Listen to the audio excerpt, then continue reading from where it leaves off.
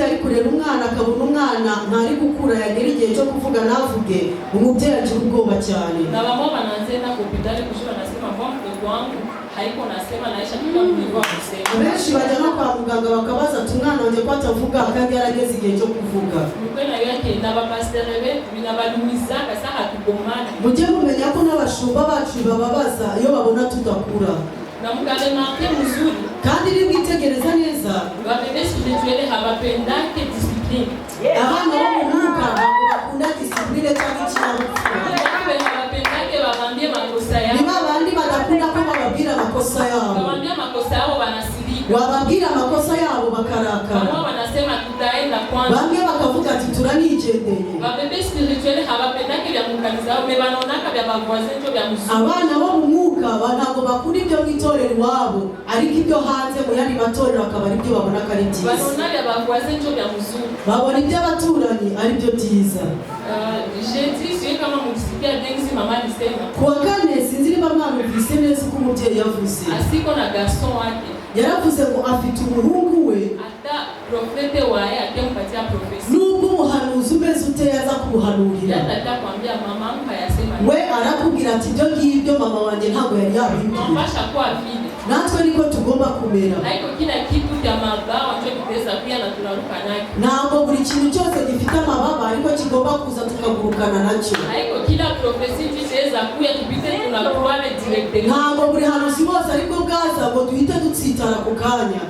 Demakare mimi naonake Adam na Eva kwa bebe spirituel. Ku ruhande rwanjye njye mbona ko Adam na Eva barabana mu mwuka. Kujuba bebe spirituel habakamatake wakati ya kuwaza kitu. Kuko abana bo mu mwuka ntibajya bafata umwanya wo gutekereza ku kintu. Verifia kitu. Nta nubwo bajya bagenzura. Abo directement banakora katiremo. Bo ako kanya bahita batsitara. Balipata neema. Uko bagiriwe ubuntu. Watu be banapata neema Mungu anakuakia bavisite kila magharibi.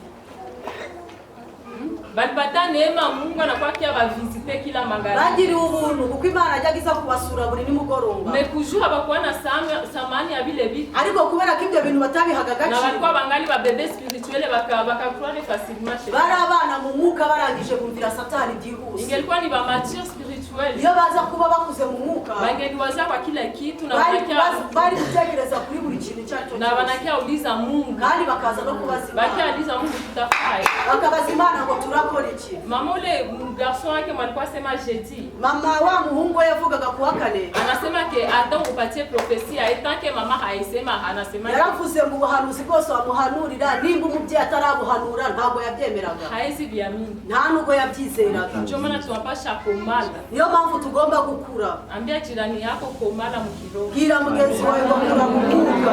Na mukaremarke bien. Kandi ni mwitonda mukabyitegereza neza. Babebe banabakina paka facilement. Abana bajya babashimuta byihuse. Mtoto teza mletea biscuit bombo na mwambia kuya. Umwana ushobora kumwereka biscuit cyangwa bombo ukamubwira ngo vayo. Hata waza directement wazi umuntu ni mubaya au ni mwiza. Ntabwo yatatekereza ko kanya ngo uyu muntu ni mwiza. Ako kanya hitabyizera agahita nagukurikira byihuse. Kama mushabile basi. Sinzi niba mwarabibonye. Ndio maana tunapasha kumala mkiroho. Niyo mpamvu tugomba gukura mu mwuka. Mtu aisikia kuambia profesi ndio na Biblia inatuambia tuchunguze. Ntabwo umuntu yaza kuguhanurira nibyo na Bibiliya iravuga ngo tugenzure. Abakwambia uipinge me uchunguze. Ntabwo birivuga ngo bipinge ahubwo genzura ibyo ugiye. Semba kulie Mungu alisema vile. Kuko Imana yavuze gutyo. Ndio maana tunapasha kumala. Niyo mpamvu tugomba gukura. Tunapasha kumala mkiroho. Tugomba gukura mu mwuka. Na babebe spirituelle abapatie valere bachungaji yabo au kandi abana mu mwuka ntabwo bajya baha agaciro abashumba babo.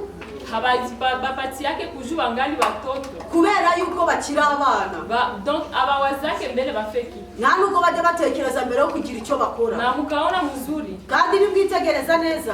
Mtoto utaweza tia hapa jina hapo natia maji. Umwana hano ushobora gushyiraho ji hano ukahashyira amazi. Mtoto directement. Umwana ko kanya. Atawaza kutwala ji. Ahita atekereza gufata yaje. Atawaza keshika kwa mingi mwili ya mtu inakuwa na makonsequences. Ntabwo yatekereza ko jiba nyinshi umubiri w'umuntu iteza ibibazo. Mais mtu matire yeye. Ariko umuntu ukuze. Ataweza directement kutwala maji. Wahita afata amazi ako kanya. Ba français wanasema que l'eau c'est la vie. kuko abafaransa bajya bavuga ngo amazi ni ubuzima. Mtu mwenye anakunywa mai haezi gonjwa kichwa. Unywa amazi ntashobora kurwara umutwe. Na haezi kuwa na maprobleme ya mara. Nta nubwo yagira n'ikibazo cy'amara. Na zingine magonjwa tu. N'ibindi n'ubundi burwayi bwose. Me mtoto kujuya anatwala decision na hawazi. Umwana kubera kajya afata umwanzuro atatekereje. Ateza atwala directement ile. Ako kanya wahita yifatira ji. Amen.